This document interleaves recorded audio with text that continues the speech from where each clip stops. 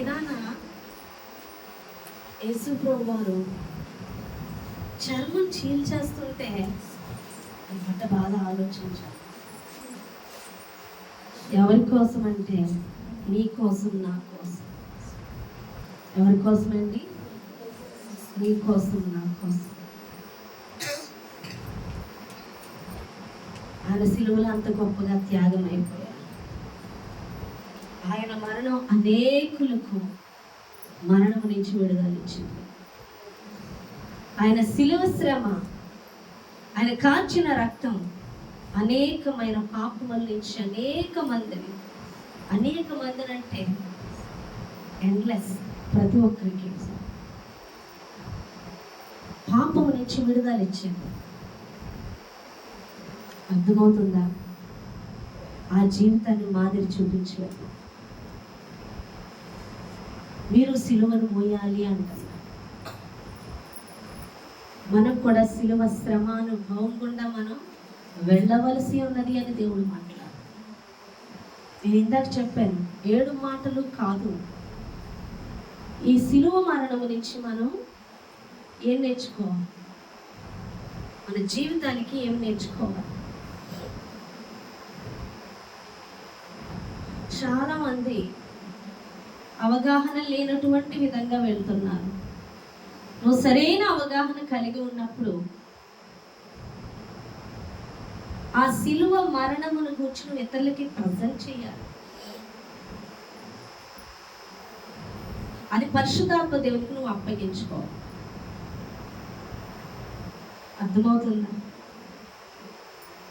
అప్పుడే దేవుడు కార్యం చేస్తాడు.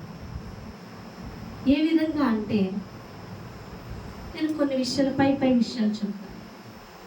చాలా మంది లెంట్ డేస్ అనగా శ్రమ దినాలు ఎవరికి అంటే యేసు ప్రభువు శ్రమ దినాలు 40 రోజులు శ్రమ పడ్డారు. ఆయన 40 దినాలు శ్రమ దినాలని చేసేసి, ఇవి శ్రమ దినాలు అంటే అందరి అవగాహన ఎలా వెళ్ళిపోయిందంటే 40 రోజులు శ్రమ దినాలు. ఈ 40 రోజులు శ్రమ దినాలు నా కోసం ఏడవండి అని చెప్పాడు యేసు ప్రభువు. లేదు, గుర్తు చేసుకుంటున్నారంట. గుర్తు చేసుకోవడం ఏంటి? నువ్వు నడవలసిన ఆ మార్గం అని చెప్పినప్పుడు గుర్తు చేసుకోవడం ఏంటి? ప్రతిరోజు మోయవలసి ఉంటే సిలువ. నువ్వు కొత్తగా గుర్తు చేసుకోవాల్సిన పని నీకు లేదు. మరి 40 దినాలు గుర్తు చేసుకోవడం ఏంటి? కొంతమంది గుర్తు చేసుకుంటున్నాం అంటారు, కొంతమంది ఆయన సిలువను గుర్తు చేసుకొని ఎంత బాధపడ్డావయ్యా అని ఏడ్చేస్తూ ఉంటారు, బయటికి వెళ్ళిపోతారు.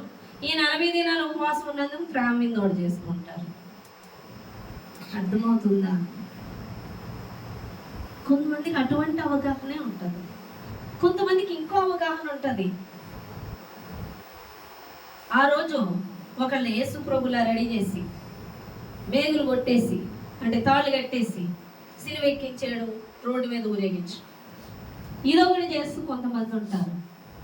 కొంతమంది ఈ సిలువ శ్రమ దినాలు అతి పవిత్రంగా పాటించాలని చెప్పులు వేసుకోకపోవడం, మాంసం తినకపోవడం, శుభకార్యాలు చేసుకోకపోవడం, వాళ్ళ అలంకరణ తగ్గించేసుకోవడం, అదే పనికి 40 దినాలు ఉండిపోవడం. నాకు తెలియక అడుగుతున్నాను, 40 దినాలు ఆయన సిలువ శ్రమలు ఏమన్నా పొందాడు? సిలువ 40 దినాలు మోస్తాడా? కానే కాదే. ముందు నుంచి ఆ సిలువ టైంకి ఏడ్చేయడం ఏంటి? అది మీనింగ్లెస్. అవగాహన అనేది కరెక్ట్గా ఉండాలి అని దేవుడు మాట్లాడు. ఎందుకు అంటే నిజంగా 40 దినాలు ఉపవాసం ఉన్నది యేసు ప్రభువారు ఉన్నది పరిచర్యకి వెళ్ళే ముందు ఉన్నారు. అవునా కదా? బహుశా ప్రతి ఒక్కరు కూడా పరిశుద్ధాత్మ దేవునికి అప్పగించుకుంటే కొన్ని విషయాలు అవగాహన అవుతాయి. ఏంటి అంటే, ఒక కొత్త ప్రాంతానికి వెళ్ళాము, యేసు ప్రభువారు ఎవరో తెలియదు. అటువంటి వారికి గుడ్ ఫ్రైడే అంటే ఏడో తెలియదు అనుకోవచ్చు. అటువంటి వారికి అర్థమయ్యే విధంగా నువ్వు ఆ దినాన్ని గుడ్ ఫ్రైడే ఒక యేసు ప్రభువారిలో ఒకరిని ఎవరినన్నా సిద్ధపరిచి సిలువ మోయించి ఆ సిచ్యువేషన్ అంతా కళ్ళకి కట్టినట్టు చూపిస్తే వాళ్ళకి అర్థమవుతుంది. అర్థమవుతుందా? అది ఎలాంటి ప్లేస్లు అంటే ఒకప్పుడు సువార్తను అడగని ప్లేసు. సువార్త అంటే ఏంటో తెలియదు, యేసుప్రభు అంటే ఏంటో తెలియదు, అవునా కాదా? ఆ పై అవగాహన కలిగించడానికి పైన అవగాహన సిచ్యువేషన్ చూపించేవారు. అది కొద్ది రోజులకి అదొక అలవాటు భక్తి, ఆచార భక్తి అయిపోయింది. ఇక వాళ్ళ చర్చిలో ఏంటి అంటే వీళ్ళ చర్చిలో ఇలాగే చేస్తారు గుడ్ ఫ్రైడే అనుకుంటారు. అలా చేయమని దేవుడు చెప్పలా, వాళ్ళకి అవగాహన కలగడానికి అలా చేశారు. అదే గుడ్ ఫ్రైడే అనేవాళ్ళు కొంతమందికి ఈ వాక్యం గ్రహింపు ఇవ్వడం కోసం కొంతమంది ఉపవాసం సెలెక్ట్ చేసుకోవచ్చు. ఉపవాసం ఉందాం 40 దినాలు, ఆ యొక్క శ్రమల కూర్చుని అవగాహన కలిగి ఉండాలని ఏదైనా ఉపవాసం ఉండి చేసుకుంటే ఇంకా అది కంటిన్యూ. మీ చర్చిలో ఉపవాసం చేయరా? అయితే మా చర్చిలో ఉపవాసం చేస్తారు, ఇది కరెక్ట్ అనుకునేవాళ్ళు కొంతమంది. అర్థమవుతుందా? ఇంకొంతమంది భక్తి ఎలా అంటే శరీరాన్ని అల్లే నలగొట్టేసుకుంటారు అనమాట. ఎలా అంటే చెప్పులు వేసుకోకుండా, మాంసం తినకుండా ఇళ్ళు నలిపేసుకోవడం. నువ్వు నలుపుకోక్కర్లేదు, దేవుడికి అప్పగించు. శ్రమ అంటే ఏంటో, శ్రమల గుండా వెళ్ళడం ఏంటో ఆయన బాగా తీసుకెళ్తాడు. నువ్వే నలిపేసుకోక్కర్లేదు. హల్లెలూయా. అర్థమైందా మీకు? ఇటువంటి అవగాహనతో కొంతమంది వెళ్తారు. అది కొత్తగా తెలియని వాళ్ళకి పరిచయం చేసే పద్ధతులు అవి. ఇది ఈసారి ఉపవాసం ఉండొచ్చు, నెక్స్ట్ టైం మనం వెళ్ళిన కొత్త ప్లేస్కి వెళ్ళామనుకోండి, అక్కడ అసలు అవగాహనే లేని వాళ్ళు ఇప్పుడు లేరు. ఫోన్లు వచ్చేసాయి, యూట్యూబ్లో వచ్చేసాయి. ఓవరాల్ స్టోరీ యేసుప్రభు వారి గురించి పైన బైబిల్ గురించి చెప్పామంటే నీకన్నా అన్యుడే ఎక్కువ చదివి చెప్తున్నాడు.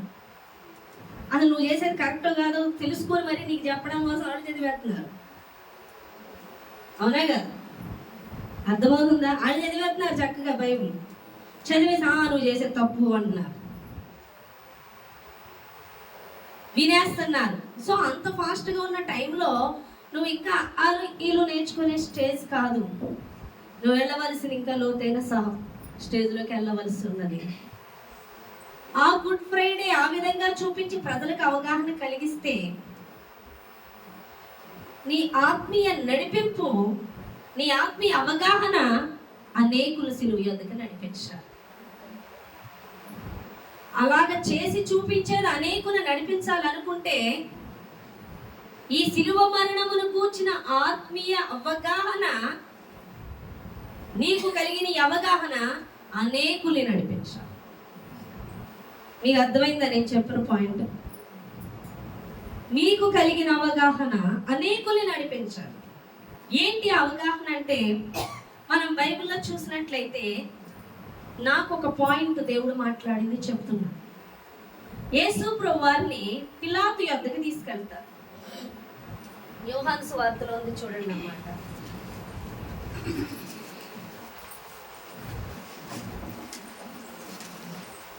పిలాతు యొద్దకు తీసుకొచ్చినప్పుడు యోహాను సువార్త 19వ అధ్యాయం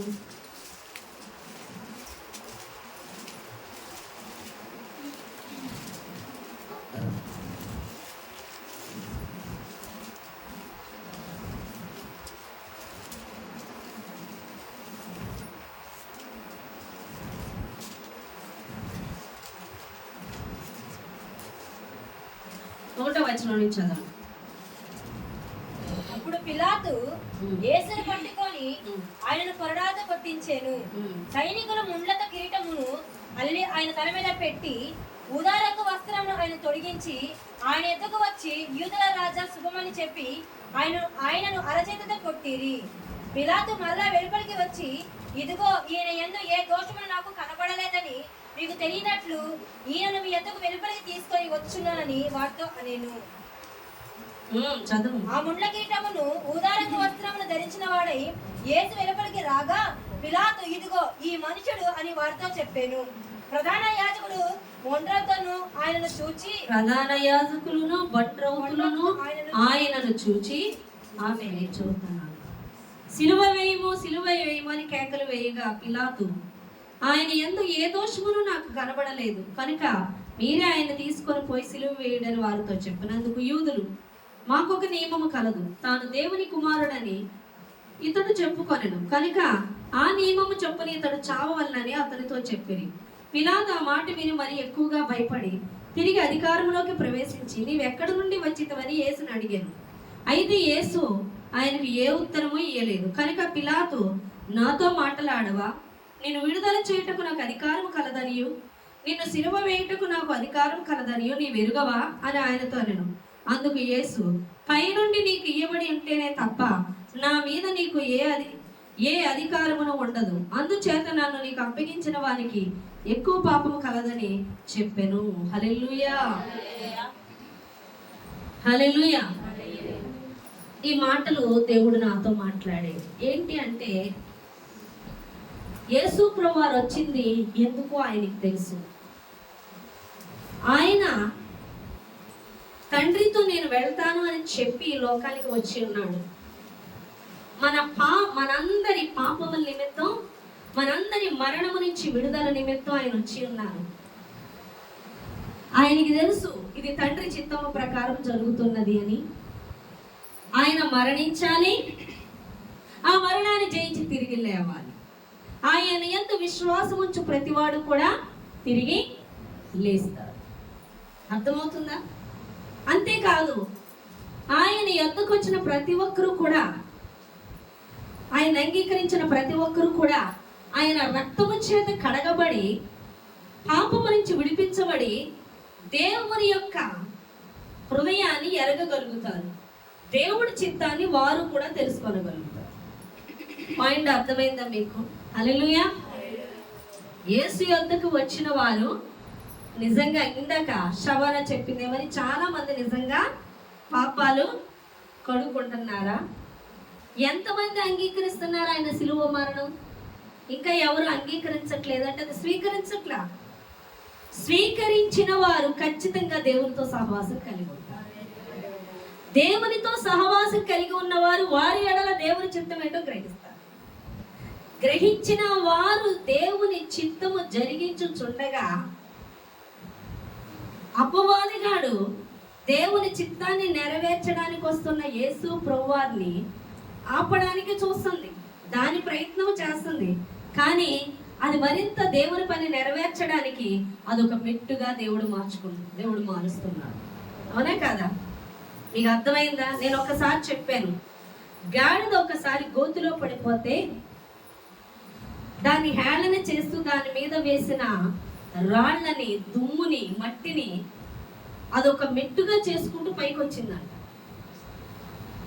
సాతాను దేవుని రాజ్యాన్ని కట్టడానికి వచ్చిన యేసు ప్రభువారిని దేవుని రాజ్యాన్ని ప్రకటించకుండా, జాగ్రత్తగా వినాలి పాయింట్లు, ప్రతి పాయింట్ చాలా ఇంపార్టెంట్. దేవుని రాజ్యాన్ని కట్టనివ్వకుండా చంపేయాలని చూసిన ప్రతి ప్లాను ఆయనకు ఒక దేవుని రాజ్యం యొక్క చిత్తము నెరవేర్చడానికి ఆయనకు ఒక్కొక్క మెట్టు అయింది. అది ఏ విధంగా అంటే చెప్తా. సాతాను యేసు ప్రభువుని తీసేయాలని చూసింది. ఎవరిని వాడుకుంది?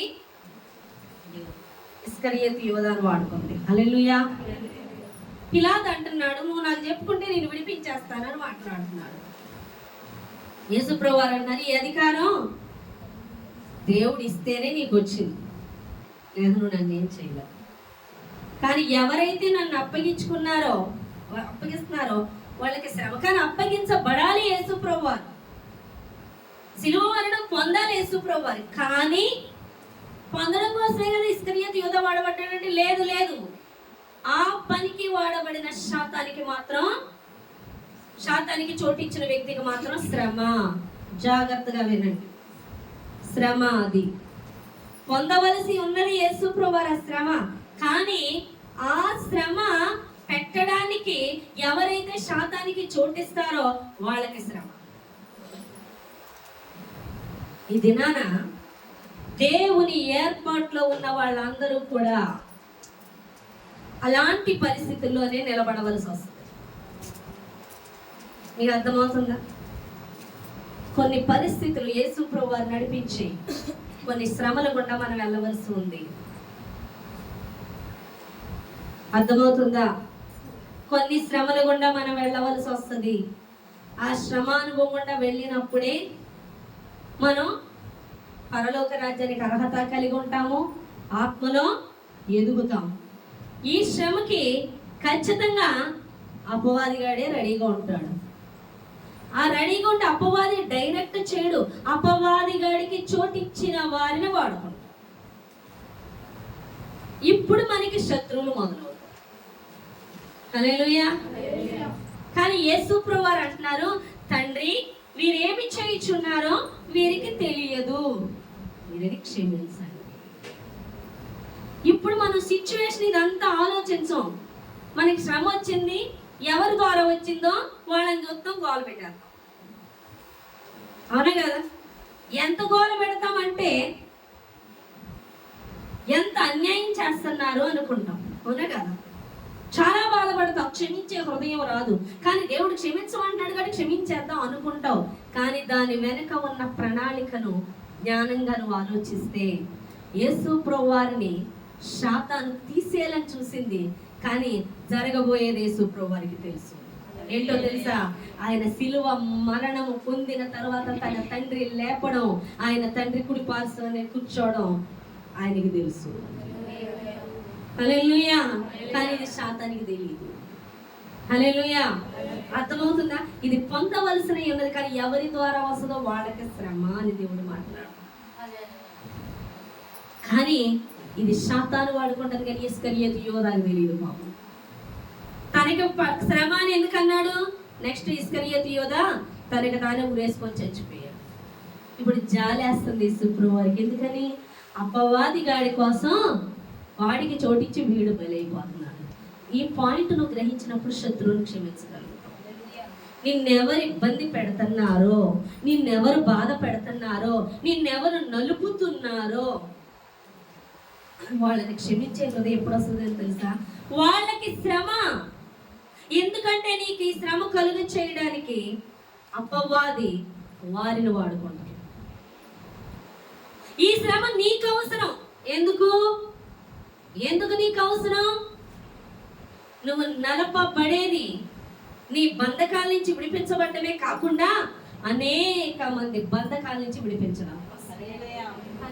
యేసు మరణం అనేక ఆత్మలను విడిపించింది, అనేక ఆత్మలను రక్షించింది, అనేక ఆత్మలను నిత్యరాజ్యానికి సిద్ధపరిచింది. అలాగే నీ యొక్క శ్రమ అనేక మందికి విడుదల కలిగిస్తుంది. కాబట్టి నీకు జరగబోయేది ఏంటి అంటే అనేకులకు విడుదల నీ శ్రమ. కానీ ఈ శ్రమ కలుగజేయడానికి ఎవరు వాడబడుతున్నారో వారిని శాతాలు వాడుకుంటుంది. తర్వాత పని అయిపోయాక వాళ్ళకు వచ్చే గతి ఏంటో మనకి గ్రహించినప్పుడు మనకి క్షమించే హృదయం మొదలవుతుంది. హల్లెలూయా. దేవుడు నాకు అదే చూపించాడు. అంతకుముందు చాలా నలిగేదాన్ని నేను. అయితే నన్ను బాధపడుతూ కొంతమంది శత్రువులు ఆనందిస్తూ నవ్వుకుంటూ మరే పెడుతున్నాం మనం శ్రమ అంటే, దేవుడు దర్శనాల ద్వారా వారికి కలుగబోయే శ్రమ చూపించినప్పుడు క్షమించమని ప్రార్థన మొదలైంది. హల్లెలూయా. ఎందుకంటే నాకు ఈ శ్రమ అవసరం. ఎంత నలగొట్టబడుతున్నానో అంతగా ఆత్మలకి విడుదలకి డోర్స్ ఓపెన్ అవుతున్నాయి. హల్లెలూయా. నాకు ఏదన్నా ఒక శ్రమ వస్తే నేను చాలా తీవ్రంగా ఆలోచిస్తాను. భయపడిపోతుంది అనుకుంటాను. అది భయము కాదు. భయపడేవాడు యేసు మార్గములో నడవలేనివాడు. భయపడేవాడు ఆయన నిజ మార్గంలో నడవలేరు, తప్పిపోతారు, లోకములో కలిసిపోతారు. ధైర్యము గలవాడిన వారు. పెద్ద ధైర్యం అంటే ఎవరో నలుగురిని కొట్టేయడమో పెద్ద గొప్పగా మాట్లాడడం కాదు. ఏం చెయ్యక్కర్లొద్దు, యేసుతో నడువు చాలు. నువ్వు ధైర్యం కలిగిన వ్యక్తి లేదు. హల్లెలూయా. భయము దేనికి? ఓకే, నేను భయస్తురాలే, కానీ దేవుడు నాతో ఉన్నాడు. హల్లెలూయా. భయపడకు అని చెప్పింది ఎవరికి? అవునా కదా? పౌలుకి చెప్పలేదా? పేతురుకి చెప్పలేదా? ఆయన శిష్యులందరికీ చెప్పాడు భయపడొద్దు. హల్లెలూయా. వాళ్ళందరూ మరణానికి అప్పగించుకున్న వాళ్ళు కాదా? హల్లెలూయా. భయము దేనికంటే దేవుడి నుంచి తప్పిపోకుండానట్లు, ఆయనలో నిలబడడం కోసం తప్పిపోకుండానట్లు. దేవుని దాటి మనం చూడండి, దాకా సిస్టర్ గారు అన్నారు, నేను బూతులు మాట్లాడేసాను, ఏడుస్తున్నారు. దేవుని చిత్తం కాకుండా వెళ్ళినాను. అది అలాంటి పొరపాట్లు చేయకుండా చిత్తాన్ని దాటి వెళ్ళకుండా ఉండగలగాలి. అయితే నాకు మొన్నటిదా బాధ కలిగిన తర్వాత అనిపించింది, వాళ్ళకి కలగబోయే శ్రమ దేవుడు చూపించినాడు, బాధ కలిగింది, ఏడుపు వచ్చింది. అప్పుడు క్షమించమన్నాం అని ప్రార్థన వచ్చింది. వారిని క్షమించు ప్రభు, ఎందుకంటే వాళ్ళు వాడుకుంటుంది ఎవరు? నేను ఈ శ్రమ గుండా వెళ్ళాలి, అది వీలు కాకపోతే ఇంకొకరినైనా వాడుకుంటుంది. అది వీళ్ళే అని కాదు, వీళ్ళు కాకపోతే ఇంకొకరినైనా వాడుకుంటుంది. కానీ ఆ అనుభవం గుండా నువ్వు నేను వెళ్ళవలసి ఉన్నది. ఈ అనుభవం దేనికంటే అనేక ఆత్మలకు విడుదల మొదలవుతుంది. నేను ఎప్పుడు నలపబడుతున్నానో అక్కడ డోర్స్ ఓపెన్ అవుతున్నాయి వెళుతుంటే. కొత్తగా డోర్స్, కొత్తగా ఆత్మల బంధకాల నుంచి విడుదల, వారికి వాక్య గ్రహింపు కలుగుతున్నప్పుడు చూడండి, నొప్పుల తర్వాత, ప్రసవ వేదన తర్వాత బిడ్డ పుట్టినట్లుగా ఈ శాతాన్ని శ్రమ కలిగిస్తున్నప్పుడు నొప్పి, బిడ్డ కనేటప్పుడు కనేవాళ్ళకి ఆ బాధ ఉంటుంది. ఎంత నొప్పో ఎవరో తీయలేంది. కానీ అంటారు నొప్పి పడాలి, తప్పదు, లేదా బిడ్డ పుట్టడం అనగా ఇచ్చి మరీ నొప్పులు, ఇంజక్షన్ ఇచ్చి మరీ నొప్పులు ఇమ్మంటారు అనగదా. కన్నడ చెప్తున్నారు ఏంటంటే, మీరు గండం మామూలేమో, ఒకళ్ళు ఇద్దరిని కన్నారేమో, ఇక్కడ చాలా కనవలసి వస్తుంది. హల్లెలూయా. మీ పిల్లలేమో కానీ ఈ పిల్లలు బాగా తీర్చేస్తున్నారు. దేవునికి స్తోత్రం. మీ నొప్పులు 1 గంట ఉంటాయి, 2 గంటలు ఉంటాయి. ఇది పోయే వరకు నొప్పులే. మీ నొప్పుల కన్నా ఈ నొప్పులు ఘోరం. కానీ మీకు తెలుసా అంటే మీకంటే ఎక్కువ తెలిసిపోతుంది కన్నా, ఎందుకంటే అంతకన్నా ఎక్కువ పడిపోతున్నా. హల్లెలూయా. కాబట్టి ఆ ప్రసవ వేదన, నొప్పులు పడ్డానికి ఇంజక్షన్ ఇచ్చి నొప్పులు అనగదా. శాతాన్ని ఇచ్చి మరి అదే శాతాన్ని ఇంజక్షన్ మనకి నొప్పి ఇప్పిస్తాడు. ఆ నొప్పులు పడుతుంటే ఆవిడ పిల్లడు పడతాడు. ఈ నొప్పుల సమయంలో గోల, మనం శత్రువుల గురించి గోల, ఇట్లా పరిస్థితుల గురించి గోల. ఈ నొప్పులు నువ్వు పడితేనే ఆత్మలో విడుదల వస్తుంది.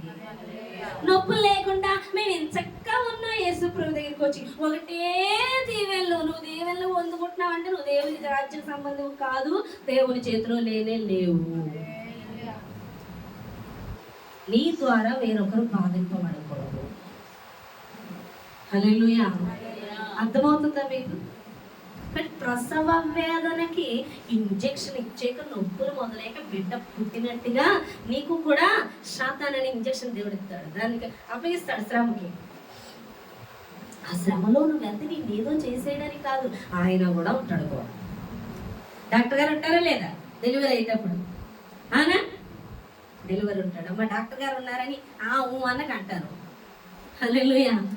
అలాగే ఈ నొప్పులు పడిన మనతో ఎవరు ఉంటారండి? యేసయ్య ఉంటాడు.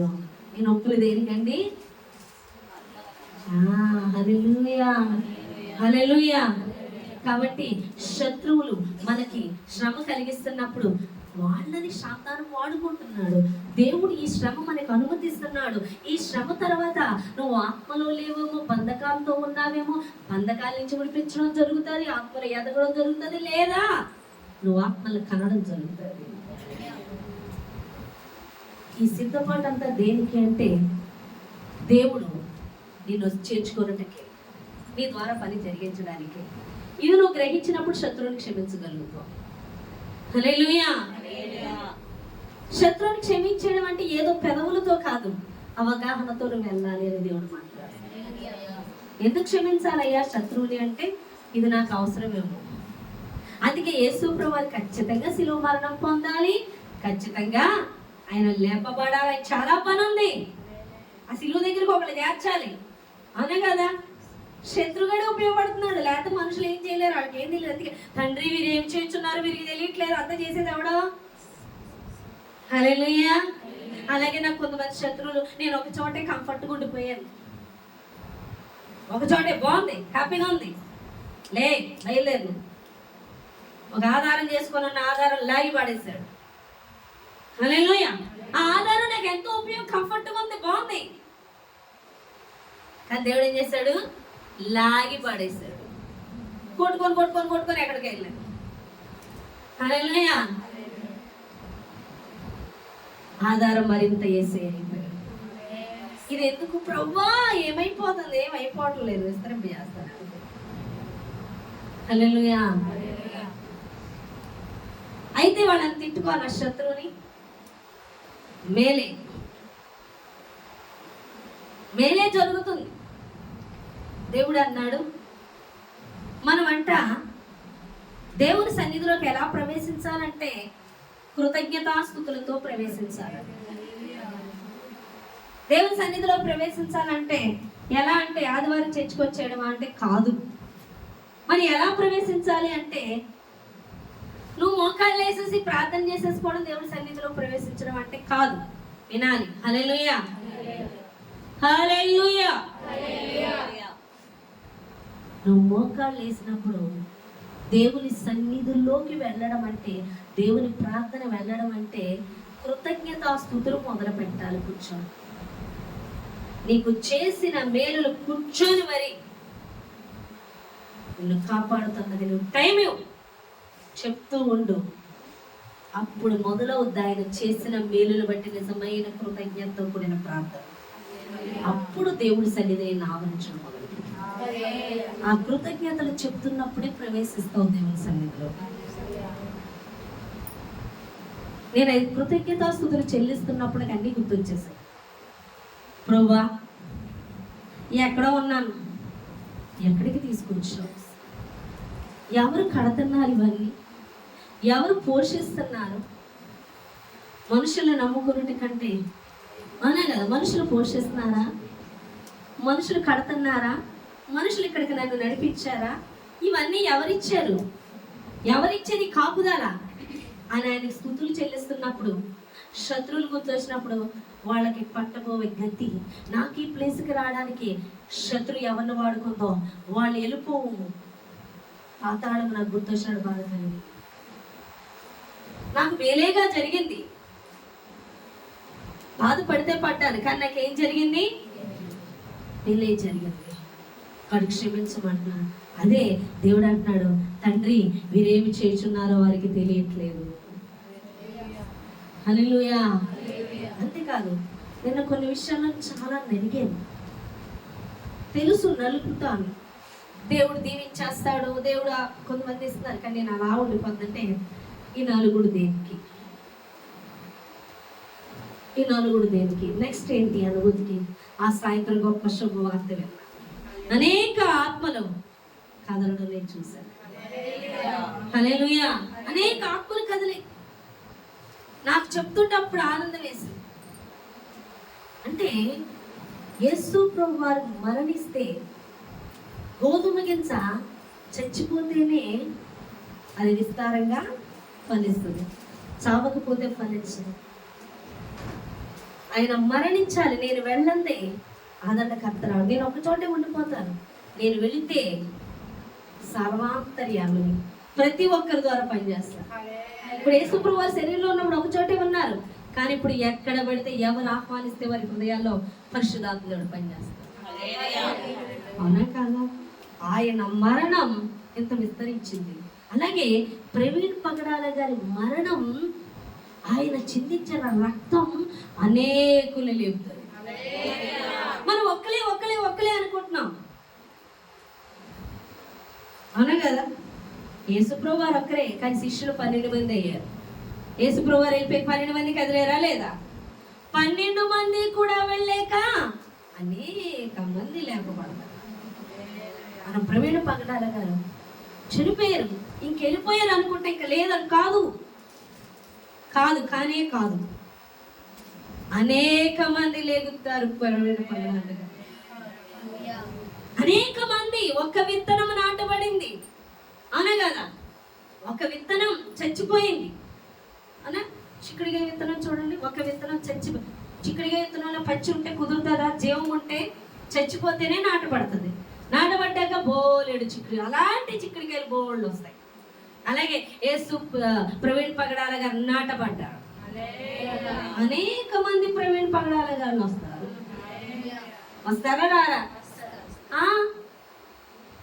విస్తరింపబడతారు. అందుకే గోధుమ గింజ చామందే అది విస్తారంగా ఫలించదు.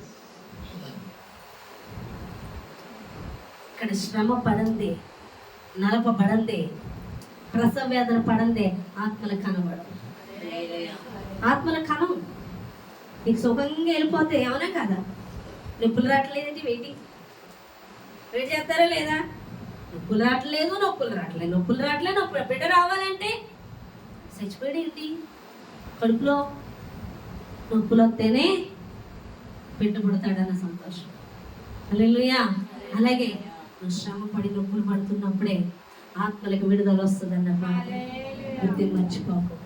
ఈ నలుపుతున్నది ఆత్మలకు విడుదల వచ్చినప్పుడు ఆ శ్రమ ఈజీగా మర్చిపోతావు. హల్లెలూయా. సిలువ మరణము నుంచి నువ్వు నేర్చుకోవాల్సినవి నువ్వు ఆ మరణం గుండా వెళ్ళినప్పుడు యేసు ప్రభువు మరణించిన తర్వాత తిరిగి లేచిన తర్వాత శిష్యులు 12 మంది, ఇంకను 12 మంది, అనేకులు వాళ్ళు వెళ్ళిపోయాక అనేకులు లేపబడ్డారు. ఆయన మరణం గుండా వెళ్ళడానికి అపవాదే వాడుకుంది. అయితే అపవాది వాడుకున్న వాళ్ళని దేవుడు అంటున్నాడు, తండ్రి మీరేం చేస్తున్నారో మీకు తెలియట్లేదు. ఎందుకంటే ఈ శ్రమ నేను పడాలి, ఇది జరగాలి, అందుకే లోకానికి రక్షణ. కానీ వాడబడుతున్న వాడికి అయ్యో శ్రమ, మరి ఏం చేస్తున్నారో వాడికి తెలియట్లేదు. అని క్షమించు. ఈరోజు నీ ఆత్మీయ ఎదుగుతానికి ఎవరో ఒకరు శాతానికి చోటించిన వాళ్ళు దొరుకుతారు. వాళ్ళ ద్వారా నీకు శ్రమ వస్తుంటది. వాళ్ళు నవ్వుతూ ఉంటారు వికటాట్టహాసంతో, అనే కదా, ఓ వీళ్ళకి భలే శ్రమ వచ్చేస్తుందని. మనం అయ్యో ప్రభువా ఏంటి వాళ్ళు ఎదురుకుండా మమ్మల్ని ఘనపరిచేయి, హెచ్చించేయి, దీవించేయి, అవమానపరచుకో, నిందించుకో, శ్రమ కలుగచేయి కంటాం. మరి యేసు ప్రభువా తండ్రి వీరందరూ నన్ను శిలువ మరణం వేయాలంటున్నారు, నన్ను తప్పించేయని అడిగాడా? ఏమని అంటున్నాడు?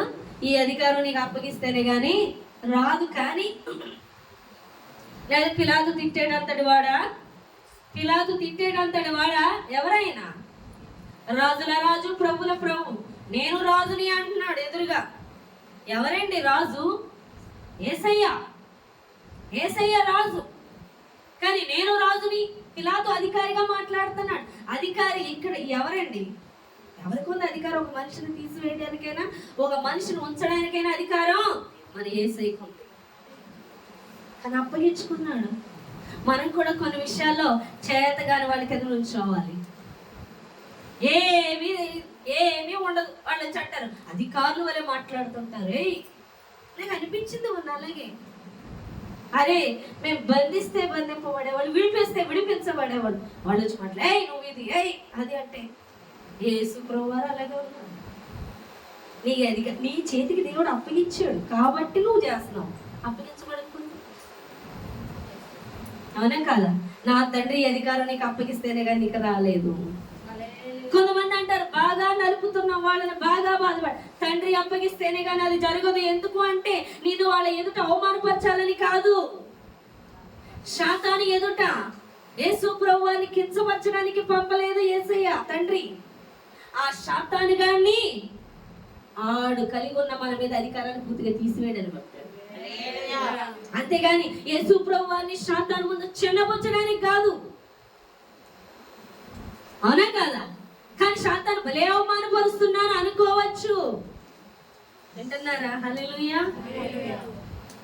కానీ అవమానపరచడానికి కాదు, ఉన్నత అధికారమే తీసేసుకోవడానికి. అది గుర్తుపెట్టుకో. నీకు అవమానం వస్తుందా, నింద వస్తుందా, అయ్యో అని కాదు, నీకు అధికారం అప్పగిస్తున్నాడు దేవుడు. నీకు అధికారం అప్పగించడానికి, నేను బలపరచడానికి.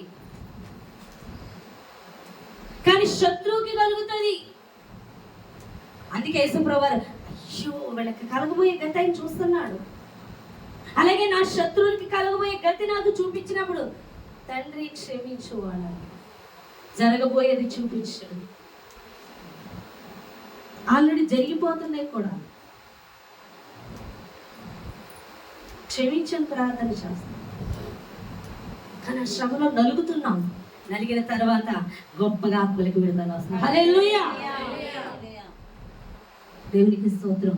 సాతాను యేసుప్రభువారి మీద పన్నిన కుయుక్తి చూస్తుంది, అయిపోయాడు యేసుప్రభువారు అని. కానీ యేసుప్రభువారు చూస్తున్నారు, ఆత్మలకు కలగబో, జనాలకి, ప్రపంచానికి కలగబో గొప్ప రక్షణ, మరణానికి కలగబో ఓటమి అంటే మరణపు ముళ్ళు విరిచేస్తున్నాడు. అవునా కదా? తిరిగి తండ్రి కుడి పార్శ్వముల దగ్గరికి వెళ్ళబోతున్నాడు. ఇది యేసుప్రభువారు చూస్తున్నారు, కానీ సాతాను చూస్తుంది, పడగొట్టేస్తున్నాను. సాతాను సంబంధులు చూస్తున్నారు, వీడు అయిపోయాడు అంటున్నాడు. వాళ్ళు ఏం చెప్తున్నారో, ఆయన ఏం చెప్తున్నాడు వాళ్ళకి అర్థం అవట్లేదు. ఈయనంట 3వ దినాన మందిరానికి పడగొడితే మళ్ళీ 3వ దినాన్ని కట్టేస్తాడంట. ఈయన దేవుడితో సమానంగా చేసుకో, వాళ్ళకి అర్థం అవట్లేదు ఆ వార్త. కొంతమంది శత్రువులకు అర్థం కాదు. సాతాను చేత నింపబడిన వాళ్ళకి వాళ్ళలో ఉన్న సాతాను కుయుక్తి తెలీదు. వాళ్ళు నోటుకొచ్చినట్టు మాట్లాడేస్తుంటారు. ఏం చెప్తుందో ఏంటి, ఇది చేయకూడదంట, అది చేయకూడదంట, ఇలాగే వెళ్ళాలంట అని అంటారు. వాళ్ళకి అర్థం కాదు, చెప్పితే అర్థం కాదు. కానీ నీకు నాకే తెలుసు, అపవాదికి తెలుసు. అపవాదికి ఏం తెలుసు అంటే నిన్ను పడగొట్టడమే. కానీ నీకు నివ్వబోయే ఆశీర్వాదం, దేవుడిచ్చే అధికారం దానికి తెలియదు. హల్లెలూయా. నేను వెనక్కి పంపేయాలి, దేవుని చిత్తం నుంచి తప్పించేయాలన్న బాధే చూస్తుంది. కానీ ఈ శ్రమ గుండా వెళ్ళినప్పుడు నువ్వు పొందబోవు గొప్ప ఆత్మీయస్థితి, గొప్ప ఆత్మల విడుదల, గొప్ప పరిచర్య, గొప్పగా నిత్యరాజ్య సిద్ధపాటు దానికి తెలియదని దేవుడు మాట్లాడుతున్నాడు. ఎంతమందికి అర్థమైంది? సిలువ మరణము ఇటువంటి ఆత్మీయ స్థితిలోకి నేను నడిపించాలి. 7 మాటలు చెప్పుకొని క్షమించమంటున్నాడు, క్షమించేయడం అని పెదవులతో చెప్పేసుకోవడం కాదు. క్షమించే హృదయము అక్కడ అవగాహన బట్టి వస్తుంది. ఎందుకు క్షమించగలుగుతున్నాడు అంటే చేసేది వాడు కాదు, అమ్మవాది కాదు.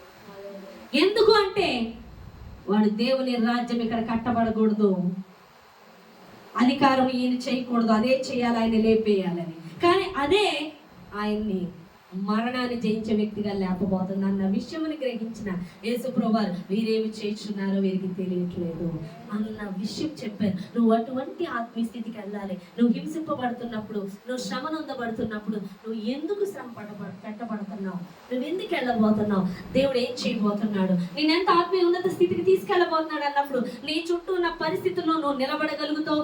నీకు ఆ పరిస్థితిని కలుగు చేసిన శత్రువుల్ని క్షమించగలుగుతావని దేవుడు. హల్లెలూయా. అప్పుడే తండ్రి వీరేమి చేయుచున్నారో వీరికి తెలియదు అని ఆ మాట నువ్వు కూడా పలికి క్షమించగలుగుతావు అని దేవుడు మాట్లాడాడు. హల్లెలూయా. కాబట్టి శత్రువుని క్షమించడం అనేది చాలా విలువైంది. ఎంత క్షమిస్తామో అంత మనమే దీవించబడతాం. ఎంత క్షమిస్తూ ఉంటామో, ఎంతగా వారు మనల్ని నిందిస్తున్న మౌనంగా ఉంటూ ఉంటామో, వాళ్ళ మీద ప్రతినింద వేయకుండా మనకే దీవెన, మనకే విజయము, మనకే పరిచర్య విస్తరిస్తుంది, మనకే ఆత్మలను అప్పగిస్తాడు. ఒక మాట అనేయడం వల్ల కాదు, ఒక మాట పడుతున్నప్పుడే మనం దీవించబడతాం. చేయడం వల్ల కాదు, చేయన్నప్పుడు అనే మాటలు గుచ్చుకుంటున్నాయా, బాధిస్తున్నాయా, ఎంతగా బాధిస్తున్నాయో అంతగా ఘనత ఇవ్వబోతున్నాడు. హల్లెలూయా. దేవుడు అంటాడు, నా నిమిత్తము నిందలు అవమానాలు కలుగుతున్నాడు, మీరు సంతోషించి గంతులు వేయండి, పరలోకమందు మీ ఫలం అధికమైపోతుంది. అన్ని ఎరిగి యేసుప్రభువు సిలువకి ఎలాగ అప్పగించుకున్నారు, నేను సిలువకు అప్పగించుకున్నప్పుడు అటువంటి ఆత్మీయ ఉన్నత స్థితి, ఆత్మల పంట, నిత్యరాజ్య వారసత్వం చూడగలుగుతాము. క్షమిస్తున్నప్పుడు శత్రువుని ఈజీగా జయించగలుగుతామని దేవుడు మాట్లాడుతున్నాడు. ఈ చిన్న మాటలు దేవుడు దీవించి ఆశీర్వదించుగాక. నేను దేవుడికి మాట్లాడి ఉంటే అందరూ కూడా ఎవరు మాట్లాడి ఉన్నారో చేతులు ఎత్తి దేవుని స్తుతించండి. మాట్లాడలేదనుకున్నాను బాగుంది. హల్లెలూయా.